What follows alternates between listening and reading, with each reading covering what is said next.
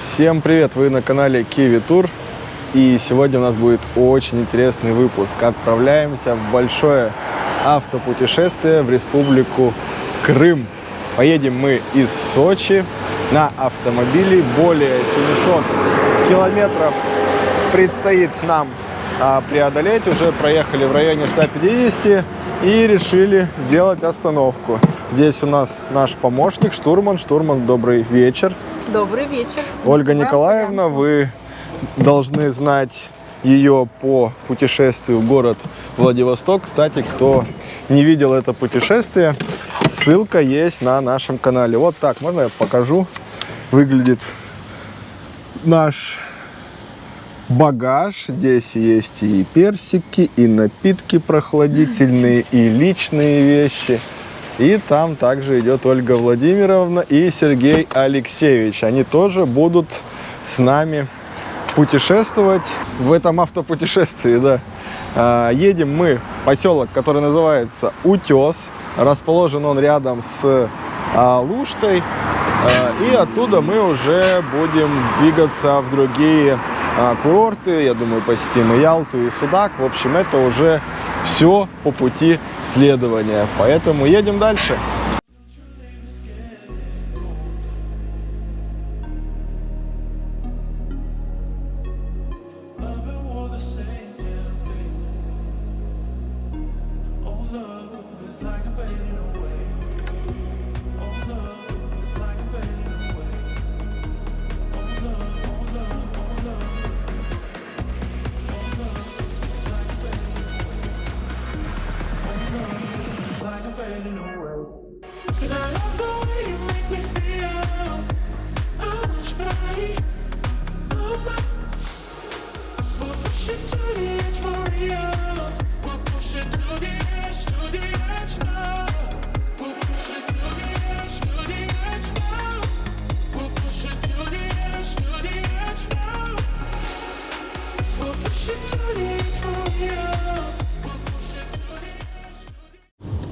Значит, время 20 минут 12-го. Мы добрались до Джубги.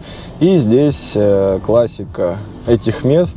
Большие пробки, даже несмотря на то, что уже вечерний час. Но сегодня воскресенье, многие возвращаются с моря. Тот же самый Краснодар, М4, я смотрю, стоит. Мы сейчас поедем на другую дорогу, в сторону Новороссийска, Анапы.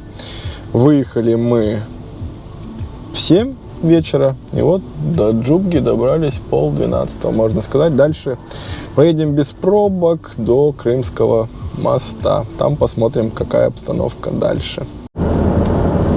И вот, наконец-то, мы на Крымском мосту прошли досмотр перед самим мостом. В принципе, это все произошло очень быстро, буквально 10 минут вся процедура заняла. Достать нужно все вещи из автомобиля, отсканируют их, и дальше вы уже едете по вот этому мосту. Еще пост ГИБДД нас остановили, проверили, и все, и мы на мосту. И дальше Крым. До Утеса нам ехать 270 километров, 3 часа ходу показывает, и мы будем уже на месте.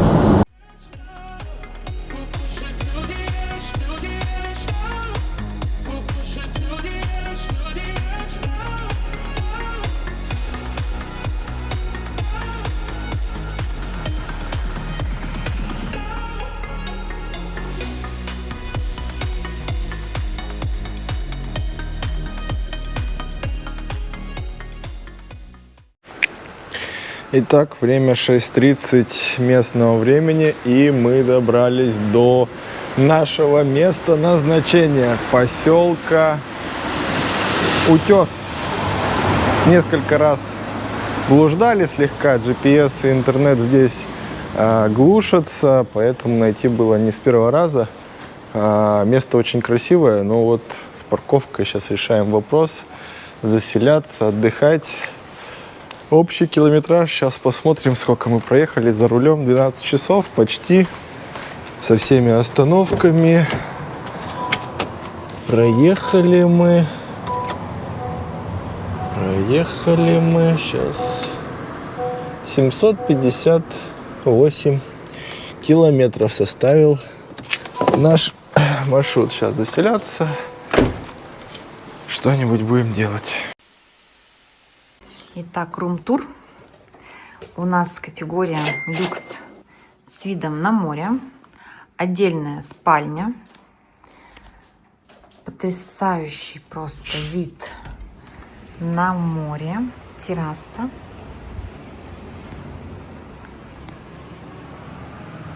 Этот номер мы взяли исключительно ради этого вида. Доброе утро.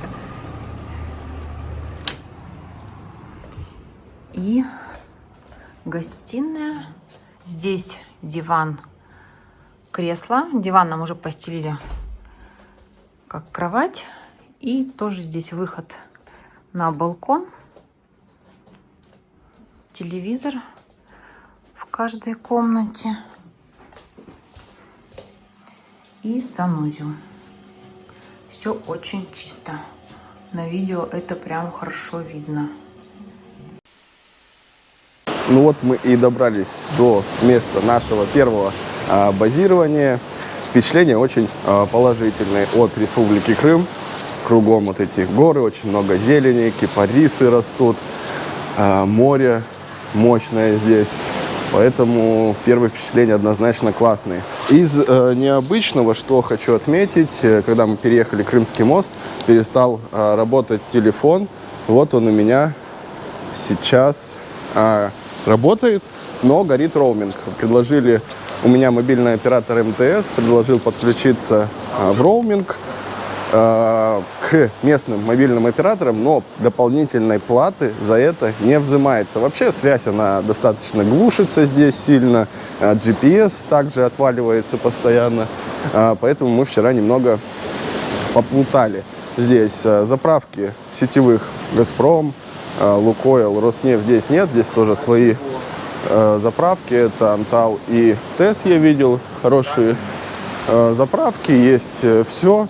Но бензин еще я и не заправлял, и стоит он рублей, наверное, так на 5,95 дороже, чем на территории Краснодарского края. Что же касается самого поселка Утес, курорта, он достаточно компактный. Здесь есть вот такие вот небольшие пляжи, где отдыхающие купаются, и очень плотная застройка на всем побережье. Такие эллинги. На первом этаже чаще всего какие-то магазины, рестораны. А наверху все эти комнаты сдаются для отдыхающих, которые вот могут быстро очутиться на пляже.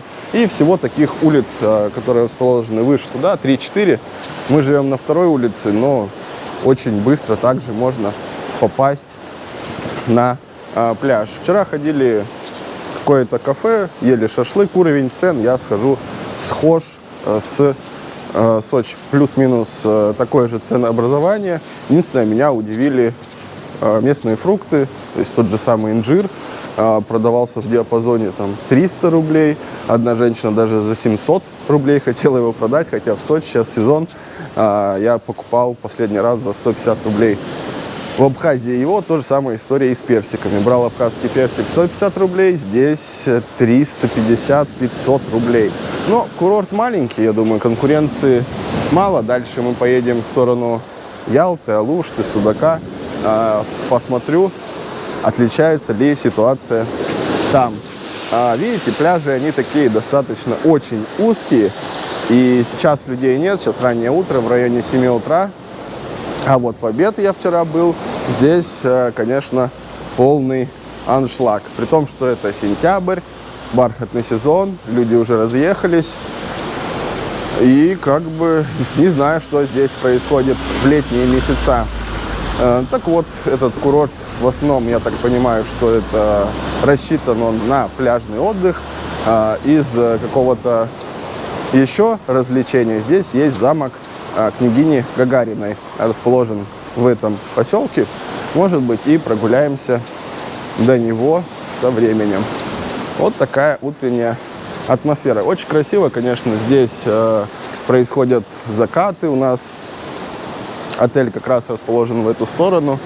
в море это все дело происходит. Очень и очень красиво. Вечером была полная луна в море, лунная дорожка тоже живописно. Также хочу похвалить здешнее море. Оно отличается от сочинского однозначно. Вчера был шторм, было мутное, а сегодня уже подуспокоилось. Такой мелкогалечный вход. И само море, оно здесь более соленое. Я думаю, причина в том, что меньше рек гораздо впадает, потому что на территории Сочи и Абхазии рядом проходит главный Кавказский хребет, очень много горных рек впадает, и они опресняют эту воду. А здесь, когда залазишь, прям чувствуется, что вода более соленая, потом панцирь такой на теле образуется.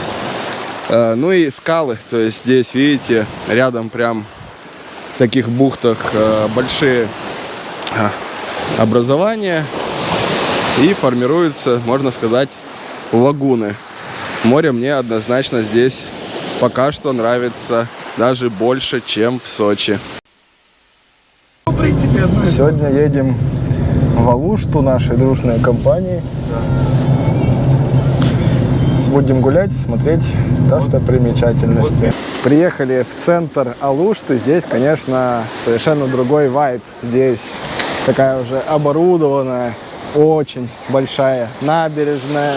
Вот этих вот мини-пляжей тоже гораздо больше. Людей еще больше, чем мы отдыхаем в Утёсе. И виды кругом и всюду великолепные. Горы, кипарисы, кедры гималайские, я тоже вижу, как и в Сочи, здесь произрастают. В общем, однозначно красота. Сейчас пойдем искупаемся. Мы дошли до центрального причала Алушты. Ну, совершенно другое, конечно, место, нежели Утёс, в котором мы проживаем. Средств размещения, людей, заведений. Здесь, безусловно, больше. Утёс, если это отдых такой более уединенный, тихий, спокойный, рядом с морем, то здесь все по-другому. На центральном пляже тоже такая же история. Очень много людей. И интересно, что он песчаный. То есть здесь прям песок, вход, очень мелкая галька с песком. Но и хочу отметить тот факт, что море, да, оно более темное, более такое, ну, мутного цвета, нежели чем в Утёсе, где мы проживаем. Оно прям сегодня, когда успокоилось море, прям лазурное. Здесь есть также и старый фонд размещения, и есть вот такие новые отели, наверное. Это даже не отели, а вот реклама висит, апартаменты. Ну, есть и отели, которые прям рядом с берегом. Алушта, конечно, тоже очень интересно. Каждое место интересно по-своему. Я удивлен, на самом деле, что так много людей, сентябрь месяц. Мне кажется, в Сочи, на центральном пляже, сейчас какой-то район Маяка, Ривьеры, меньше людей, нежели чем здесь. Дошли до пляжа, который называют Черновские камни. Здесь такие вот булыжники. И в воде тоже песка нет, как на центральном пляже. Ну и море гораздо чище здесь. Песка нету, поэтому ничего не поднимается. Но тут на любителя. Кому нужен хороший заход, без булыжников, могут там отдыхать. Кому чистое море, могут здесь. Людей я скажу, что здесь меньше. Ну и как бы пройтись немного нужно. Но красиво, особенно когда солнце выходит. Цвет моря прям круто. На волнорезах рыбаки, рыбачки. И сейчас пойдем плавать. Они что, почувствовали креветок? Чайки в Крыму распространенная штука. Вот они перед дождем. Собралось их очень и очень много.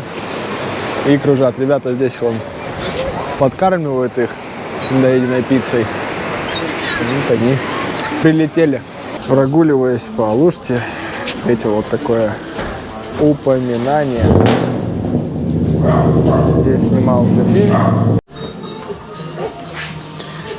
Инсталляция не только снаружи, но и внутри заведения. Такой большой магазин, видите, огромный выбор разнообразных напитков. Наверное, здесь в основном преобладают местные производители. Я не слишком в них разбираюсь, поэтому точно сказать не могу.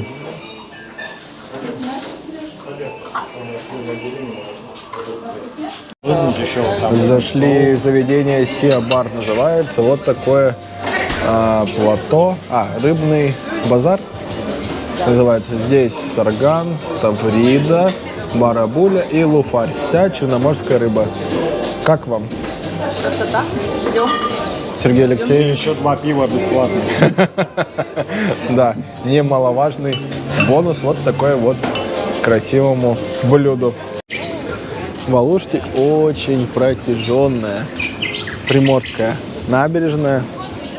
От вот этих вот пляжа Черневских камней мы все прогуливаемся и прогуливаемся. Очень большое количество заведений, маленьких рынков. Все оборудовано, везде брусчатка, хорошее приятное покрытие. Людей много и, в принципе, везде есть небольшие пляжи. Прогуливаясь, можно искупаться, идти дальше.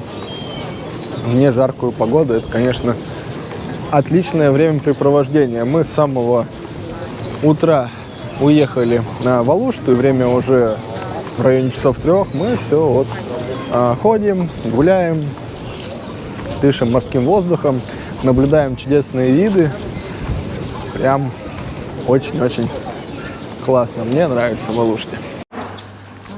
Вернулись мы в свой уже родной утес Алушты. Отличную прогулку совершили. В Алуште, кстати, самая длинная приморская набережная во всем Крыму. 7 километров составляет ее протяженность. Так вот, мы в 10 часов утра приехали, сейчас уже 5, и целый день мы гуляли, прошли, я так понимаю, почти всю нее. Однозначно на целый день я рекомендую сюда приезжать, гулять. Есть и прогулочная набережная, и какие-то парки. Еще ряд достопримечательностей, которые, к сожалению, мы не посещали. Ездили мы на такси. Такси называется «Волна», так как я говорил, Яндекс и так далее. Сервисы, привычные нам здесь, не действуют. Так вот, это местный агрегатор.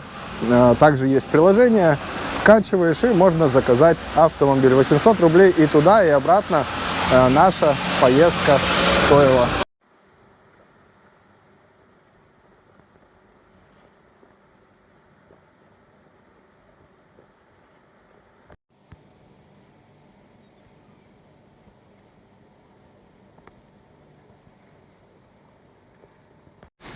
Всем доброе утро с утеса. Сегодня у нас план капкан. Поедем в Ялту. Я думаю, поднимемся на автомобиле на Айпетри, знаменитую гору. А сейчас катаемся на местный рынок. Купим, если что-то продается местное, потому что время еще 7 утра.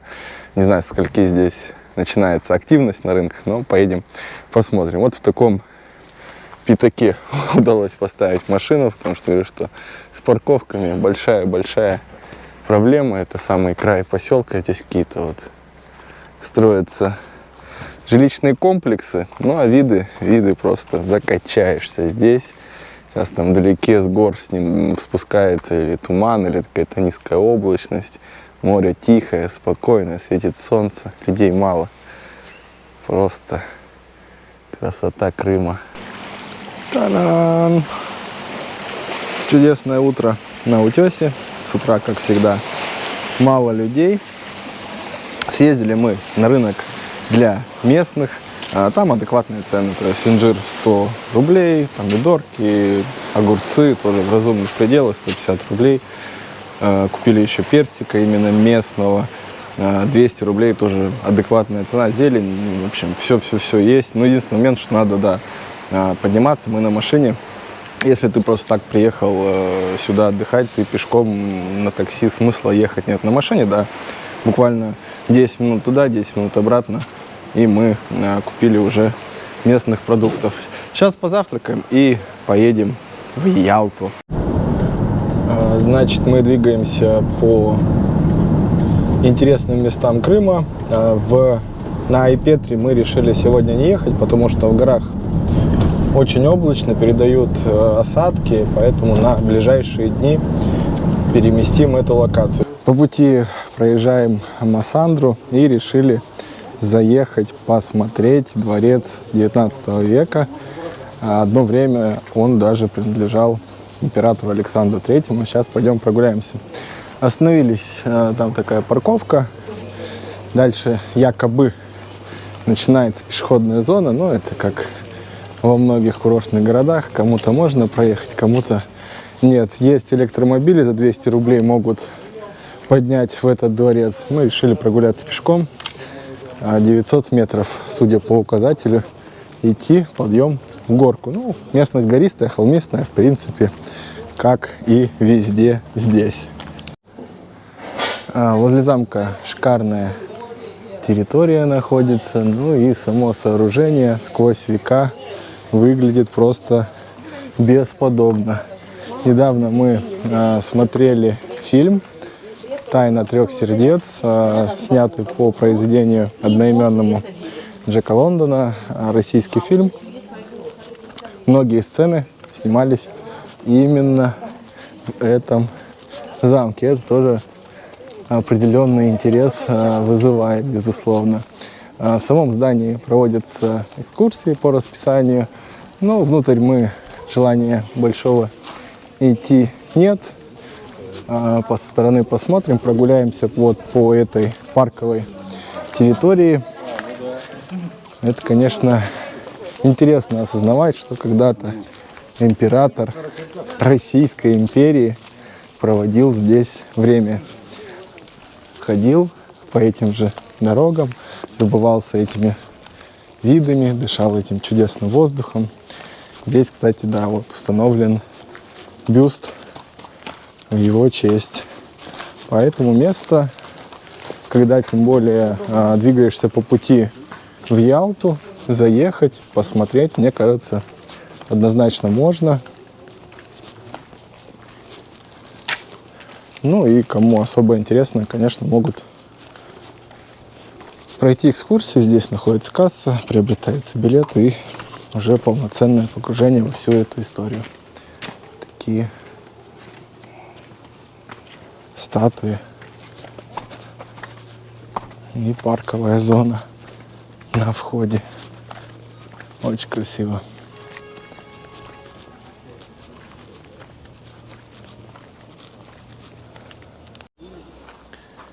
Вот так. С главного входа, хотя нет, вход центральной с задней стороны, а это, да, выход в парк. И здесь вот такие гигантские секвойи растут. Этой 137 лет. И да, это все верно, это выход уже в парковую зону, где вот прогуливались обладатели этого имения. Центральный вход с той стороны, да. Также на территории имения есть сад ароматов. Здесь, конечно, нужно ехать, я думаю, весной, в начале лета. Вижу высажены розы и большое количество лаванды. Аромат, конечно, великолепный. Само пространство не сильно большое, но тем не менее погулять, посмотреть интересно. Ну и коль мы находимся в Массандре, то обязательной точкой, остановкой посещения одноименного завода. Сейчас мы взяли билеты, кто-то с дегустацией, кто-то без. и нас вот проведут, все расскажут, все покажут на сам винзавод. На территории завода есть заведение, ресторан, и здесь фотогалерея людей, которые в разные времена бывали на этом заводе, на виноградниках, от царей до советского периода. Очень много людей, конечно, посещали этот знаменитый завод. У нас пошел дождик, но мы уже находимся непосредственно на самом заводе. Сейчас будет часть истории этого места. И затем наша команда сможет и попробовать эти вина. Ну, конечно, виды кругом шикарные. Вот мы побывали на заводе Массандра. Экскурсионная часть мне очень сильно понравилась. Большие профессионалы работают. Историческая составляющая, конечно, завода однозначно впечатляет. Но самое интересное, я же товарищ водитель, поэтому попробовать, к сожалению, мне не посчастливилось. Но с нами едут Сергей Алексеевич и Ольга Владимировна, которые попробовали. Им и слово, как у вас впечатление о продукции этого завода? Передайте, пожалуйста. Ну, нам очень понравилось. Как бы мы больше любим, конечно, сухие вина. Здесь более сладкие, крепленные, но очень вкусно. Прям продукция великолепная, и очень профессиональный был сомелье, ведущий. То есть все здорово. Прям еще могу сказать, я был здесь лет 20 назад, но только я был на дегустации. Но вот сама экскурсия очень меня впечатлила. Вот это все завод работает, сохранил все, как переживал тяжелые времена, оккупацию, когда вырубали виноградники, они как-то прошли стороной, все. Очень все понравилось. Спасибо.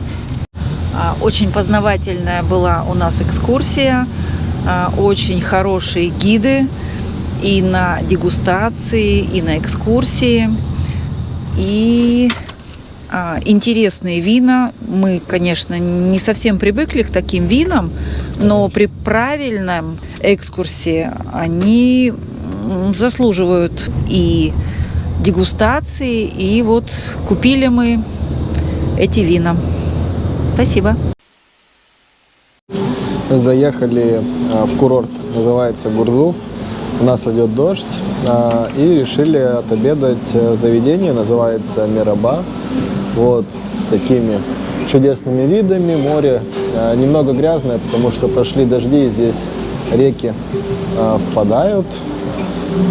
Ресторан национальной кухни, заказали шурпу, нам пока принесли, еще янтыки будут, еще какие-то блюда. Ну а здесь уже полный комплект, это манты, это сарма, смысл такой же, что и долма на Кавказе, чебуреки, а это янтыки называются, смысл схож, только они запеченные и с маслом. Всем приятного аппетита! Всем доброе утро с утеса. Погода внесла коррективы в наши вчерашние планы. Был сильный дождь в течение дня, но тем не менее мы с пользой и очень интересно провели день. Посетили Массандровский замок, знаменитый винзавод, также посетили Гурзуф курорт. Сегодня, видите, море тоже неспокойное, но вроде бы осадков не передают. Сегодня мы переезжаем в курорт Ялта. Также хотелось бы подняться на Ай-Петри, может быть, какие-нибудь по пути достопримечательности посмотреть. Но не будем загадывать, как вчера, будем действовать по обстоятельствам.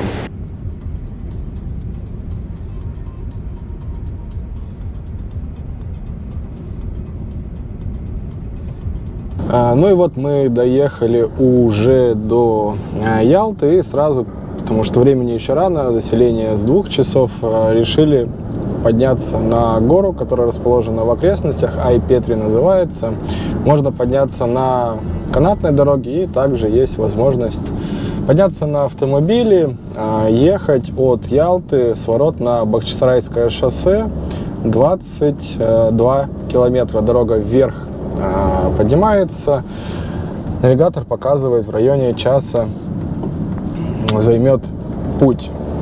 Посмотрим, какая погода ждет нас наверху.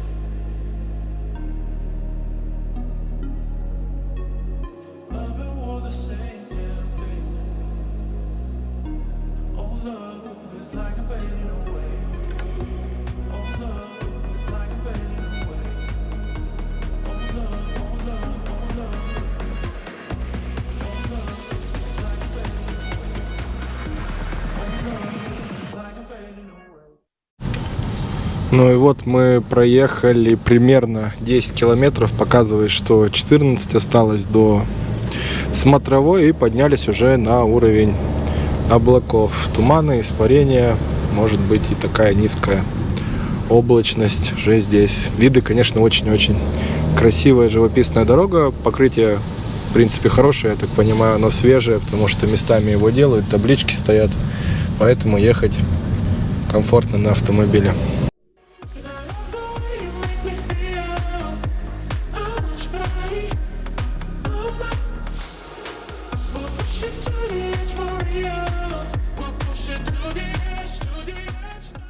Поднялись на самый верх. Здесь просто этот ежик в тумане. Идти далеко достаточно, 2,5 километра, дорога, сказали, не очень. Поэтому, ну, как бы идти и ничего не увидеть, смысла, наверное, особо нет. Может быть, мы поднимемся на канатной дороге, когда будет хорошая погода. Сейчас, ну, как видите, вот такая история. Сама дорога кайф, конечно. Она вся отремонтированная. Ехать по ней очень красиво. Лес красивый. Но видимость нам, к сожалению, не сильно повезло сегодня. Всем доброе ялтинское утро. У нас наконец-то отличная погода. Видимость хорошая. К чему я это говорю? Я собираюсь второй раз попытаться подняться на Ай-Петри. Сегодня наша команда занимается все своими делами. Ольга Николаевна осталась в отеле, работает. Сергей Алексеевич, Ольга Владимировна хотели покупаться, поэтому с утра я их завез на Приморский пляж в Ялте. Ну а мы с вами, уважаемые зрители, будем подниматься на Ай-Петри. Надеюсь, сегодня виды будут хорошие. Наконец-то мы все это дело посмотрим. И затем, после обеда, у нас план посетить дворцы в окрестностях Ялты. Их несколько. Это, наверное, самый знаменитый Ласточкино гнездо, Ливадийский и Воронцовский дворец. Не знаю, все ли получится, но вот эти три хотелось бы посмотреть после того, как мы с вами поднимемся на вершину Святой Петр. Поехали! Примерно на полпути подъема на Ай-Петри есть такая остановка, парковка, серебряная беседка, место называется. И здесь, я так думаю, открываются панорамные виды на саму Ялту и на море и горы. Вчера мы даже не останавливались, потому что все было заволочено туманом, абсолютно ничего не было здесь видно, буквально там на несколько метров видимость открывалась, и все. Кстати, хотел сказать про альтернативы, как можно добраться. Якобы есть две, ну не якобы, они на самом деле есть две канатные дороги, которые поднимаются на Ай-Петри, но я прочитал в интернете, что обе они на данный момент, на сентябрь 2025 года, не работают. Как альтернатива предлагается в составе мини-группы на автобусе. Вас по этой вот же самой дороге могут довести до вершины. Стоимость что-то в районе 1,5, если я не ошибаюсь, 1000 рублей стоит. Ну, мне это особо было не нужно, поэтому мы поехали на автомобиле. Вот, видимо, это и есть серебряная беседка, да, и потрясающие виды на горный хребет, море и на Ялту. Серебряная беседка или скала Пендикюль. Здесь вот как раз информация об этом объекте. И с утра, время на часах 9:30, людей очень мало. В основном мы вчера ехали к обеду. Основной туристический поток начинается. Я думаю, место популярное, потому что виды на Ялту открываются просто великолепные. Так это все дело выглядит. Ну, это высота 800 с чем-то метров, а мы поднимемся более 1200. Поэтому я думаю, что выше, как всегда, будет еще красивее. Я доехал до такой площадки, тут много кафе. Дальше дорога в ту сторону идет на Бахчисарай, но на данный момент она закрыта.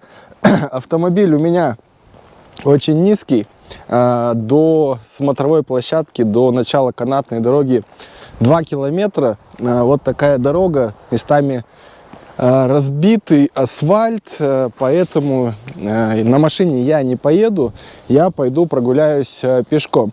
Но вообще любой легковой автомобиль, вот сейчас там всякие Шкоды, Рапиды, Поло, Весты, они нормально, спокойно здесь проезжают. Но у меня низковато, поэтому машину жалко, и я с удовольствием прогуляюсь пешком. Сегодня отличная погода, поэтому пройду 2 километра туда и, соответственно, в обратную сторону.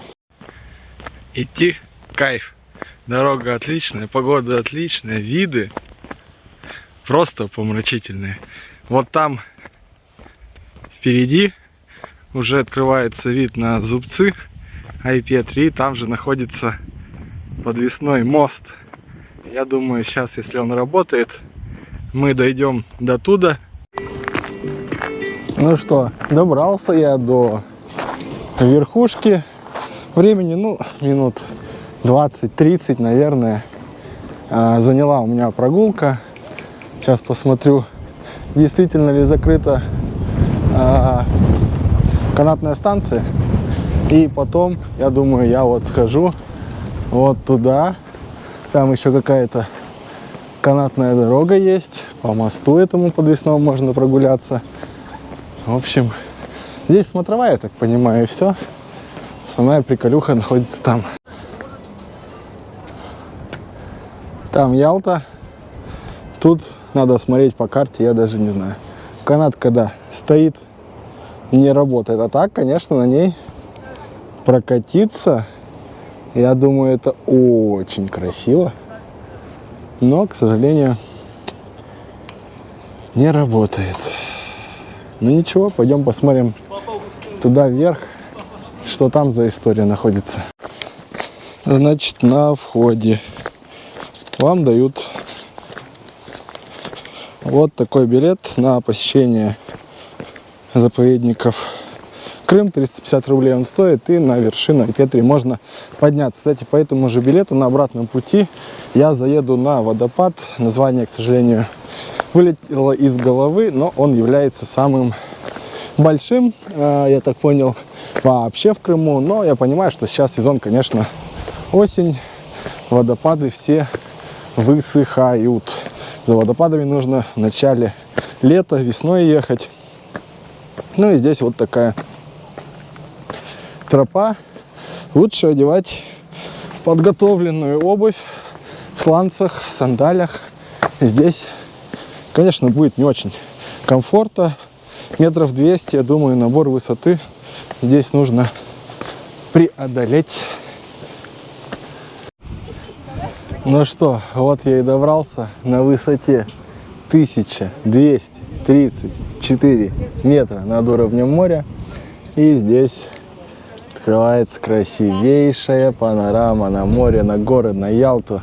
Пришел я вот оттуда, примерно 2,5 километра преодолел. И вот я на вершине. Людей с утра, кстати, не сильно много. Прикольно. Сейчас вот на той штуке точно я вниз полечу, потому что вниз спускаться уже не хочу. По камням, по этим. Сейчас посмотрим, что тут на мосту. Ну, круто тут. что могу сказать? Бухты, населенные пункты, красивейшие виды. О, парень полетел, сейчас тоже полечу. Круто. Однозначно рекомендую, кто тут не бывал, залететь сюда. Виды просто шик. Ну, главное, ловите погоду, чтобы вот такая была. Когда дождь, туман, делать тут однозначно нечего.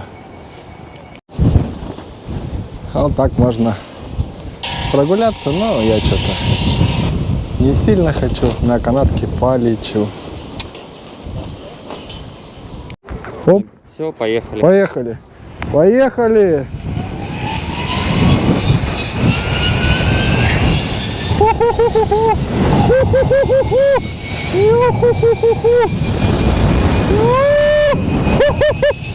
Ё-моё! Летим. Почему-то ёкарный бабай.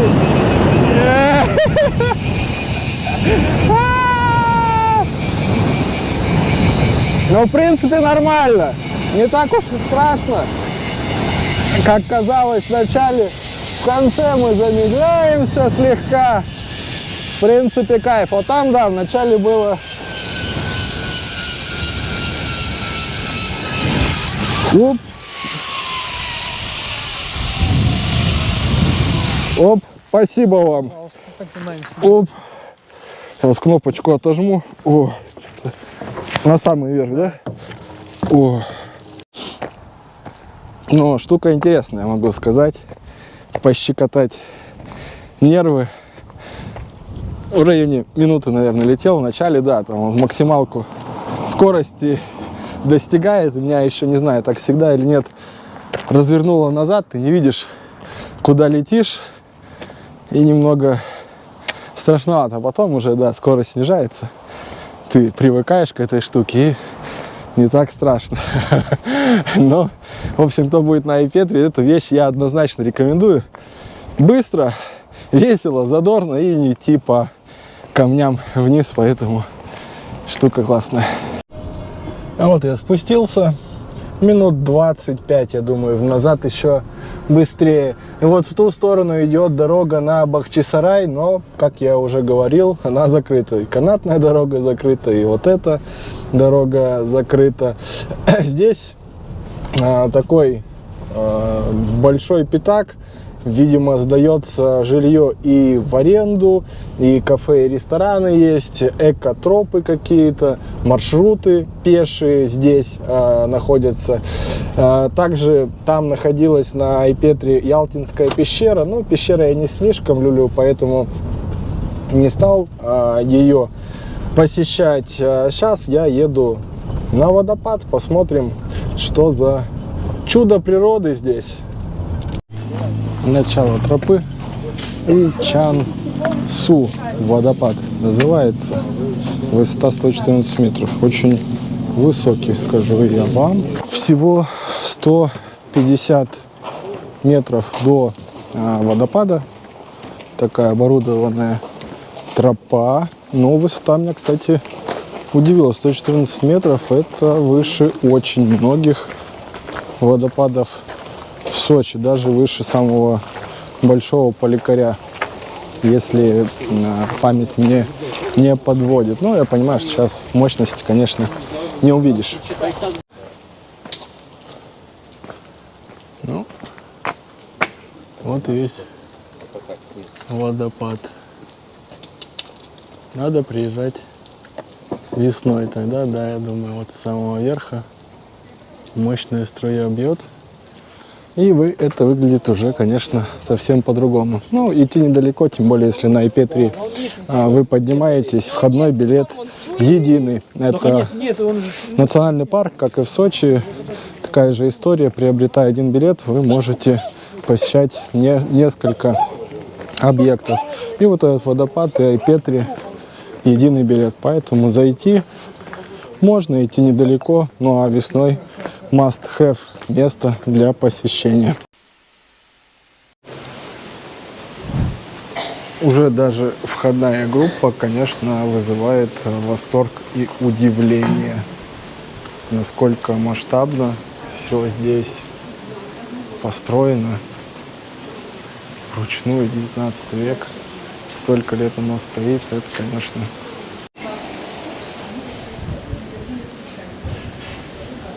царских времен. Люки для коммуникаций. Эти часы уникальны. Чем они? Вау. Они на 18 лет. Вау-эффект с видом на Айпетре. Конечно, товарищ граф хорошее себе место выбрал для замка. Однозначно.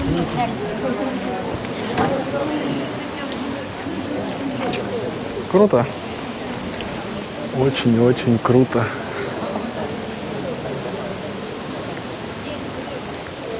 Я был сегодня вот на той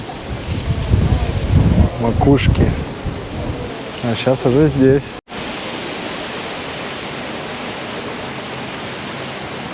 Помимо самого замка, конечно, представляю, какая колоссальная работа была проведена по благоустройству здешнего парка. Это тоже колоссальный труд и наука. Расположить, посадить все эти деревья в правильном порядке, в нужной последовательности, чтобы все это дело радовало. И мы спустились к морю.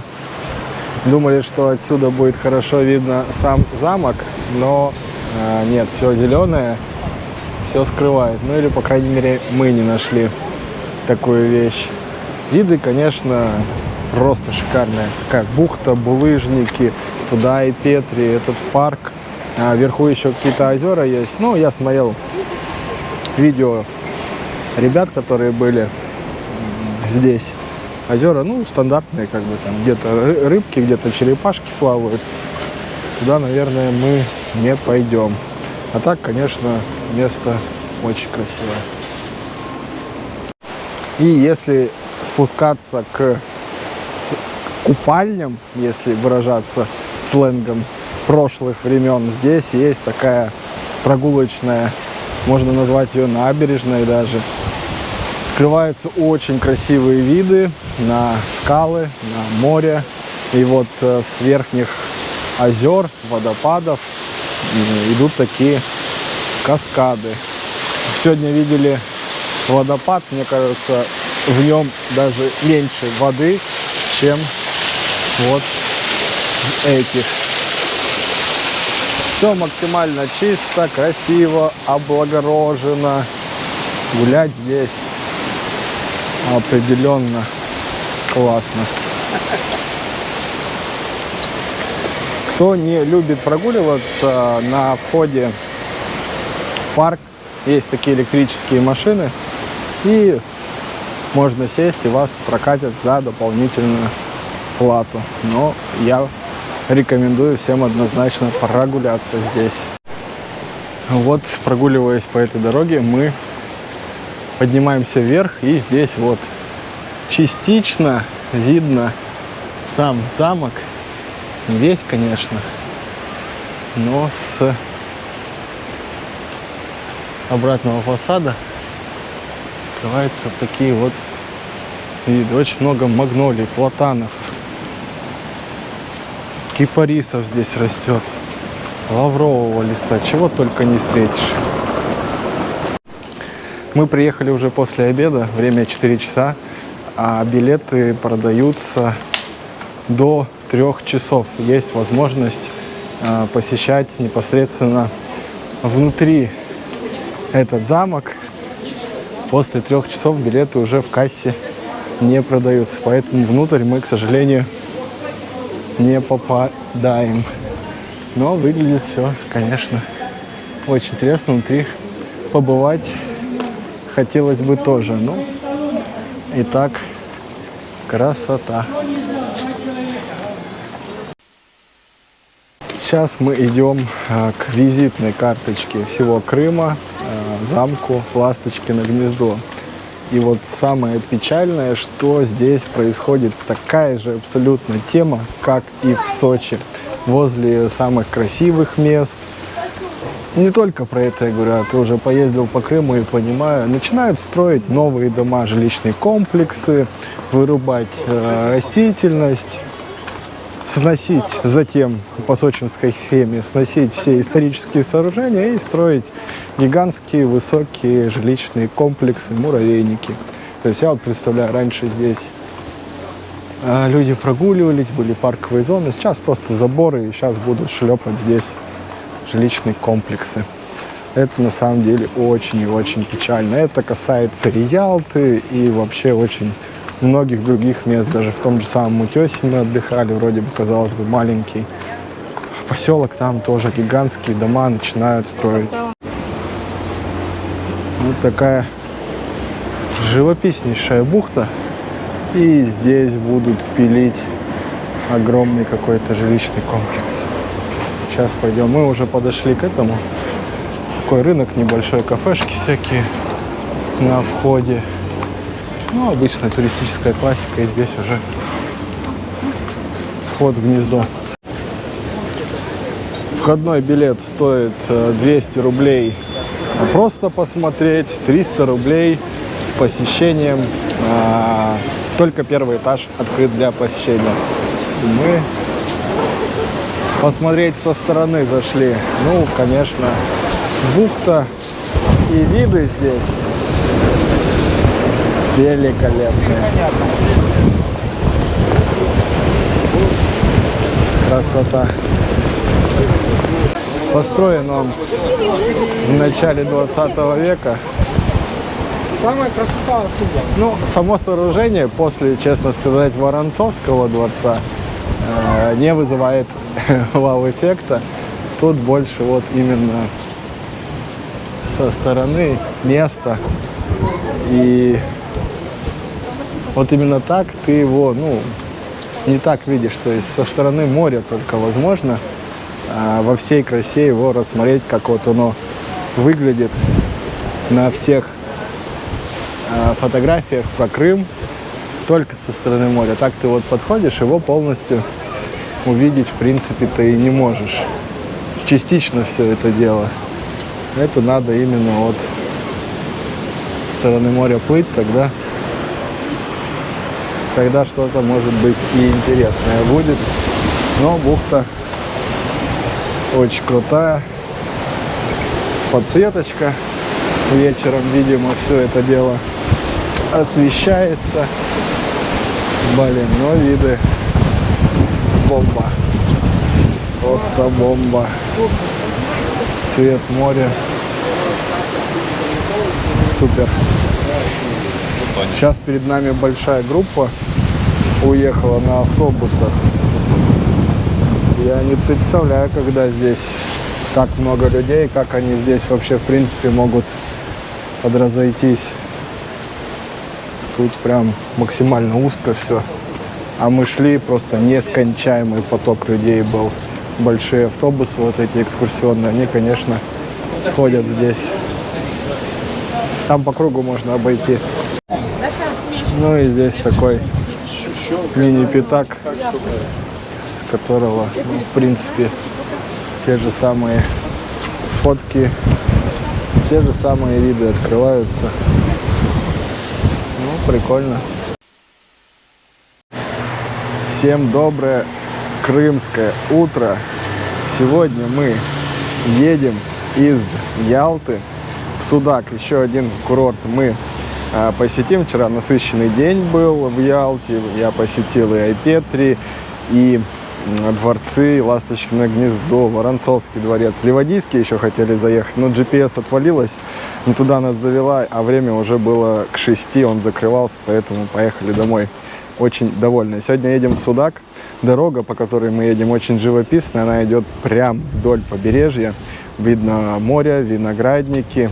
Ее недавно положили новый асфальт, хорошего очень качества, поэтому ехать достаточно хорошо. Заправку мы остановились ТЭС, большая сеть такая, достаточно. И, в принципе, тут все есть, как на всех заправках. Очень удобно. Ну, бензин дорогой, то есть дороже, чем на материке, в районе 75 рублей, если я не ошибаюсь, заправлялся, 95-й. а 10 рублей почти дороже. Ну вот, едем в Судак смотреть, что там.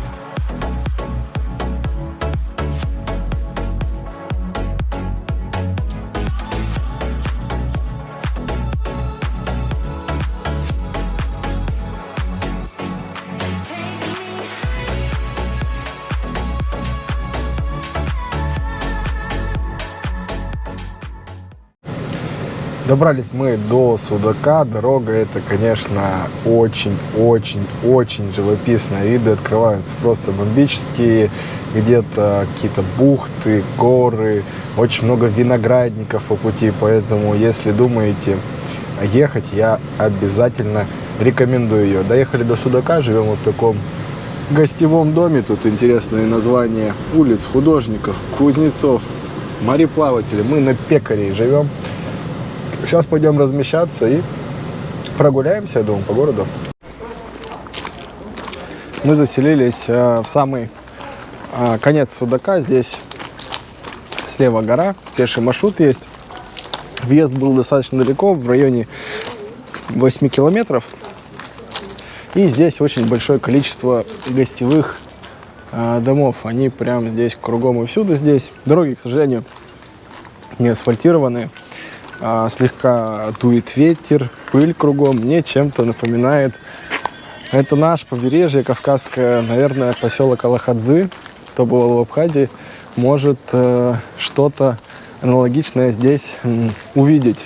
Много заведений, где могут приготовить, покушать, гостевые дома и выход к морю. Сейчас дойдем до набережной и прогуляемся там. Вышли на одну из центральных улиц, которые ведут непосредственно к морю. И здесь все такое, да, туристическое. Просыпается жизнь вечерняя, разжигаются костры, готовится шашлык. Везде можно приобрести пляжные товары, алкогольную продукцию, что-то выпить, закусить. Стандартный туристический город. Цены, ну, плюс-минус, как и везде.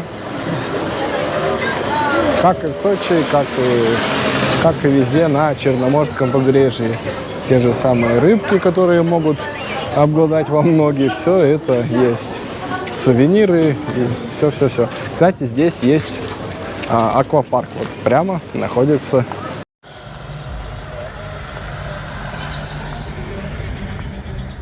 Дошли до центральной набережной. Здесь такая скала, называется Черепаха. Мне она напомнила чем-то игуану. И здесь, что самое прикольное, что бухта находится. Мы по всему побережью ехали, везде море штормит, везде волны, купаться невозможно, красные флаги. А здесь находится бухта, и волн вообще нету. Плюс песок, посмотрите. Не знаю, привозной или не привозной, но вход супер. Здесь в Сочи в Абхазии таких пляжей не встретишь. Песочек, идеальный вход. Развлекухи разнообразные. И вот там есть тропа, подъем вот на эту гору Черепаха. Развлечения разнообразные, катамараны, бананы, прогулки. Виды открываются просто великолепные. Там вдалеке крепость есть. Я не знаю, будет ли у нас время дойти до нее или нет. Но будем стараться все успеть. Ну а сама набережная, конечно, классная. Все вымощено брусчаткой. Виды просто великолепные. Вот эти горы, вот эта бухта. Это очень красиво вживую. Сейчас солнце бьет, саму крепость не видно, но она вот как раз на том хребте находится. Очень величественно она выглядит. Прям красота. Совершил заплыв в бухте Судака. Это блаженство, это класс. Песочек, чистое море. Вход просто великолепный. Я сейчас понимаю, что это, да, никакой не привозной песок. Это все природно. Мелкая галька и вперемешку с песком. Дальше идешь, я наступал, там тоже песок. Всем доброе судакское утро. Это день я решил начать с похода на гору, которая называется Алчак. Вот она так выглядит со стороны. 167 метров высота у нее. С нее, по идее, открываются очень красивые виды на вот эту вот бухту. Вечером, я думаю, или в течение дня мы сходим на Судакскую крепость, идти подальше. Поэтому с утра я решил подняться вот на эту возвышенность. Люди идут, люди есть. Сейчас пойдем прогуляемся. В начале тропы есть такая зона отдыха в тени.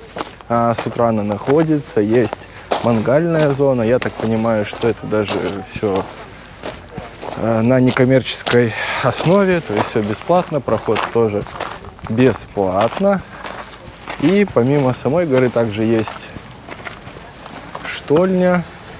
Какая-то экспозиция из природных минералов. Айвазовский здесь ваял. И вот можете поставить на стоп и почитать всю информацию. Дорога, начало будет, да, отличное. В тени идти, ну, наверху, да, однозначно будет жарковато, поэтому или вечером, или с утра в жаркое время года лучше делать такие восхождения. У меня 10 утра, немного запозднился я, но тем не менее 167 метров это небольшой набор высоты. Такую гору я точно преодолею. Здесь вот конец, но нам надо вот туда. Такие полумеры нас не устраивают. Пойду искать дорогу. Ну что, ползем потихоньку вверх. Вот такая вот наклон здесь. Я думаю, примерно половину уже сделал. Хотел сказать, что надевайте удобную обувь. Тут такой рельеф местности, скалы. Но сейчас дядька проходил вниз. Он вообще шел босиком. Он очень ловко это делал. Поэтому тут дело привычки.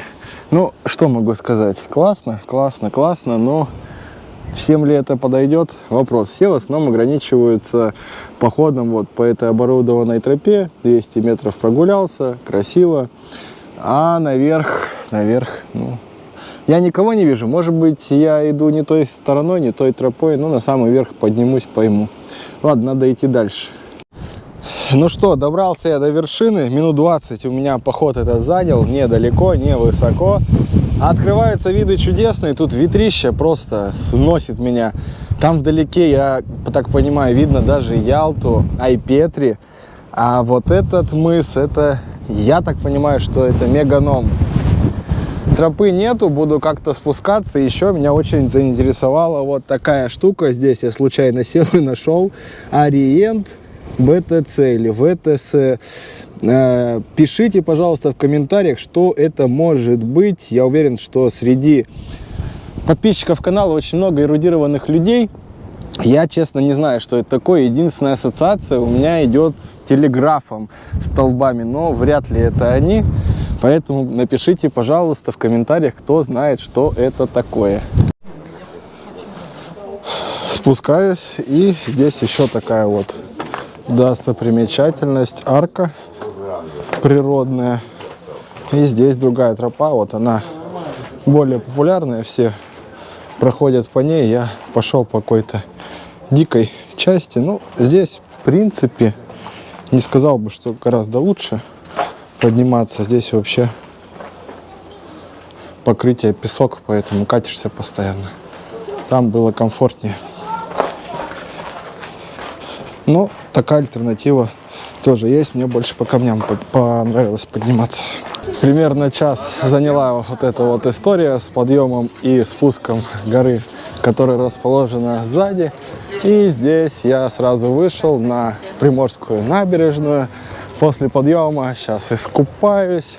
Море теплое, в районе 24 градусов. Температура воды, дыхающих много.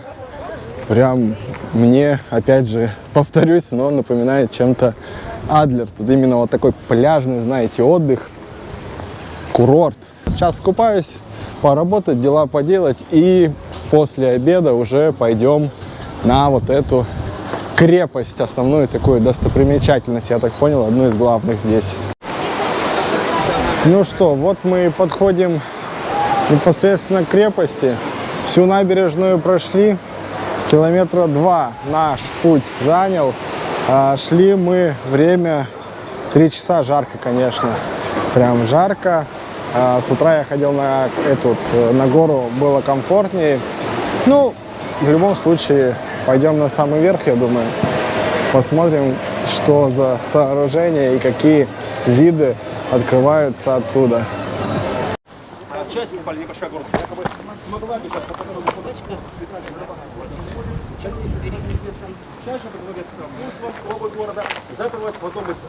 Подошли к крепости. Сейчас поднимемся выше. Выглядит, конечно, эпично.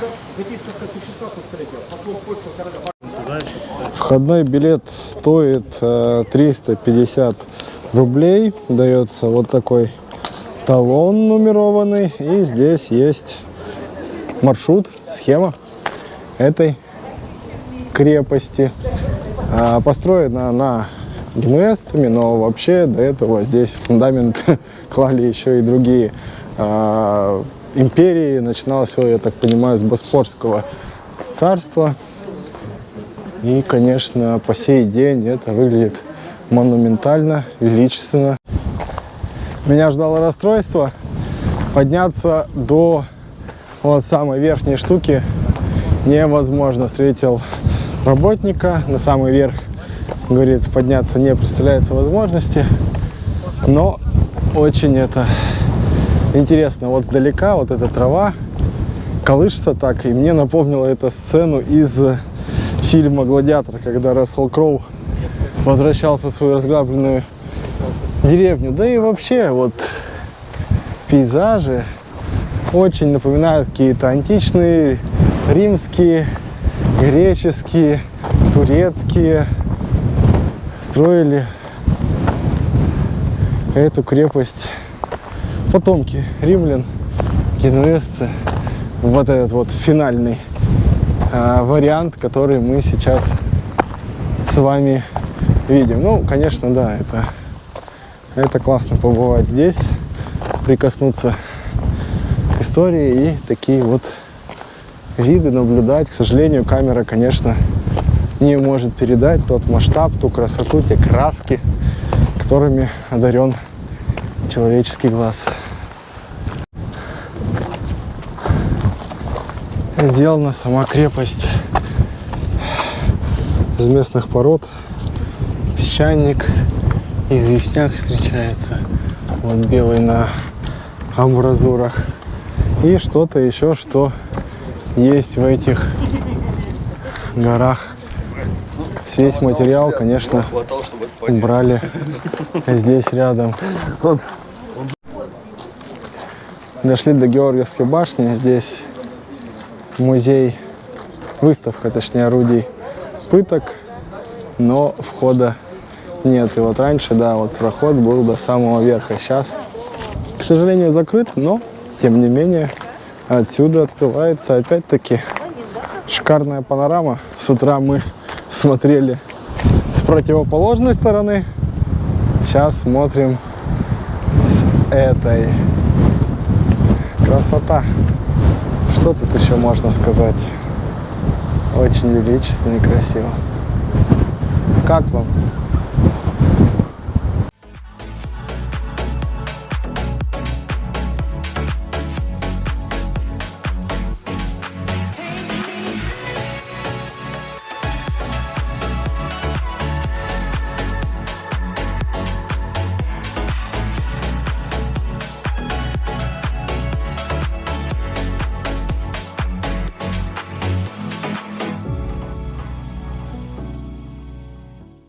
обратно пропустишь, скажешь, что На обратном пути мы встали в знаменитую пробку перед мостом. В ту сторону все стоит, в эту все стоит. Уже стоим около часа, проехали почти 2 километра, километр 500. Ну и, соответственно, когда закончится это, скажу, сколько времени заняло стояние в этих пробках. В общем, время в пробке у нас составило 2 часа, расстояние было 5 километров, и мы уже находимся в Краснодаре. Ну вот мы уже и находимся в Сочи, пришло время подводить итоги. Расстояние, которое мы преодолели, составило сейчас 1932 километра. Какие впечатления о посещении Республики Крым? Конечно, очень и очень нам это понравилось. Это и природа, и пляжи, и бухты, и огромное количество виноградников, пейзажи, горы. В общем, как всегда я говорю, путешествуйте. Это очень и очень интересно. Ну а всем желаю отличного настроения и до следующих путешествий. До свидания.